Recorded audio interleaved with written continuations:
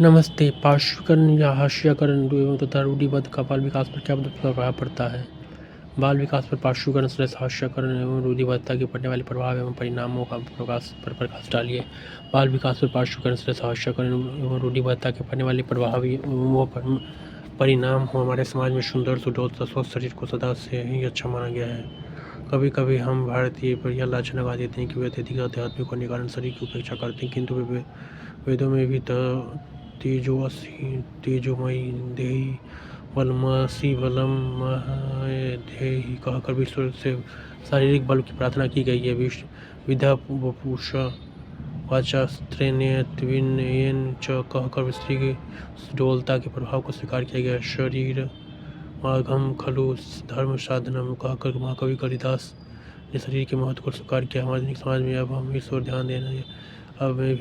ओर ध्यान दिया जा रहा है। इस समय भारत बड़े संकट काल से गुजर रहा है। चीन और पाकिस्तान की सीमा पर आए दिन छूट-फूट घटनाएं हो जाती है। चीन के आक्रमण का अभी तक दुखद प्रभाव बना हुआ है।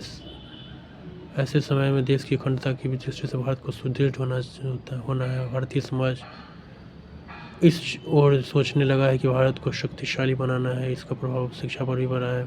भारतीय शिक्षा संस्थाओं में शारीरिक शिक्षा का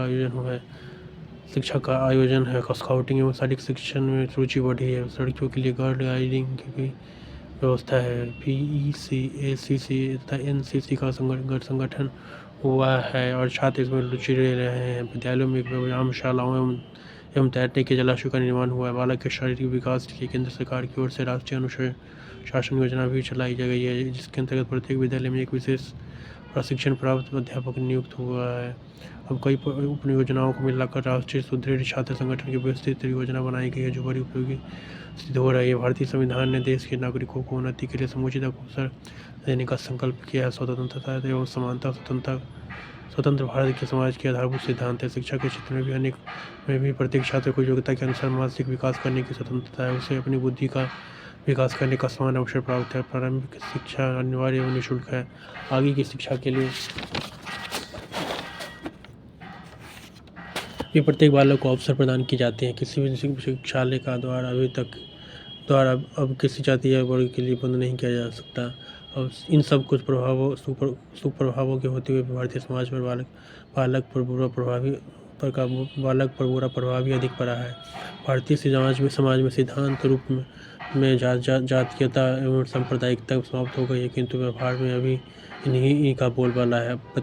अप्रत्यक्ष रूप से आज भी शिक्षण संस्थानों में प्रवेश शुल्क, प्रवृत्ति, अध्यापकों की नियुक्ति एवं पदोन्नति आदि के अवसर पर जाति एवं संप्रदाय विशेष के साथ पक्षपात किया जाता है। चाहे विवाह और आदि अपनी ही जाति के अंदर होते हैं। संपूर्ण सामाजिक जीवन जाति एवं संप्रदाय के आदर्शों से ही प्रेरित होता है। बालक इन सब बातों को देखता रहता है और उस जाति के एवं संप्रदाय का प्रभाव पड़ता है और वह उन्हें बंधनों में अपने को बांध लेता है। भारतीय समाज में सिद्धांतों एवं व्यवहारों में बड़ा अंतर है। सिद्धांतों में अधिकांश भारतीय आस्तिक एवं धार्मिक है, किंतु व्यवहार में अधिकांश व्यक्तियों के दैनिक जीवन में नैतिकता का कोई मूल्य नहीं है।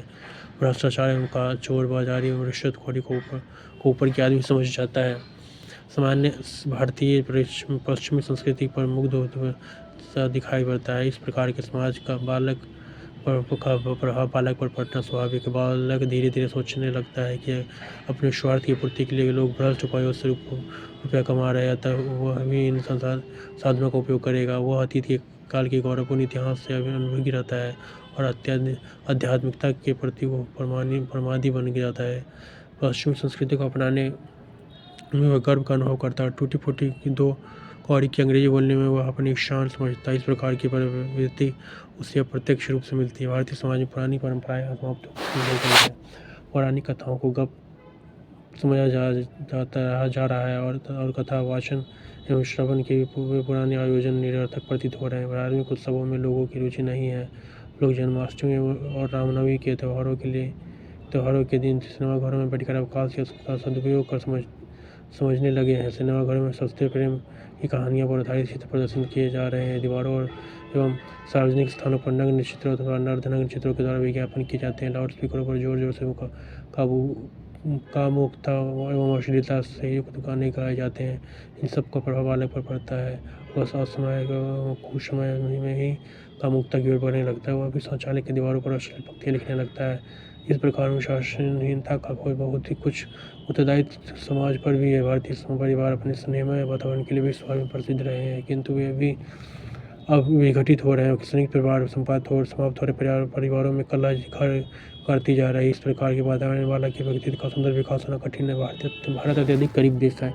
लोगों के पास भोजन वस्त्र भी ठीक से नहीं है। मतलब गरीब माँ बाप अपने बालक की शिक्षा में रुचि नहीं लेते। किसान सोचता है कि उसका बालक विद्यालय में जाकर समय गंवाता है और खेत में काम करके कुछ पैसे पैदा कर सकता है या उत्पादन में सहयोग कर सकता है, अतः बालक की शिक्षा के प्रति उदासीन रहता है। अनिवार्य शिक्षा इसलिए सफल नहीं हो रही कि ऐसे वातावरण बालक का विकास समुचित दिशा में नहीं हो सकता। निष्कर्ष कंक्लूजन, स्वतंत्र भारत में समाज की इन बुराइयों को दूर करने का प्रयास किया जा रहा है। जाति के आधार पर असमानता बरतना संविधान की भावना के विरुद्ध है। सभी को समानता का अधिकार प्रदान किया गया। अस्पृश्यता अवैध घोषित की गई। आशा के भविष्य में आधुनिकीकरण की प्रक्रिया के फलस्वरूप रूढ़िवाद तथा अलगाववाद की बुराइयां धीरे धीरे दूर हो जाएंगी। Thank you.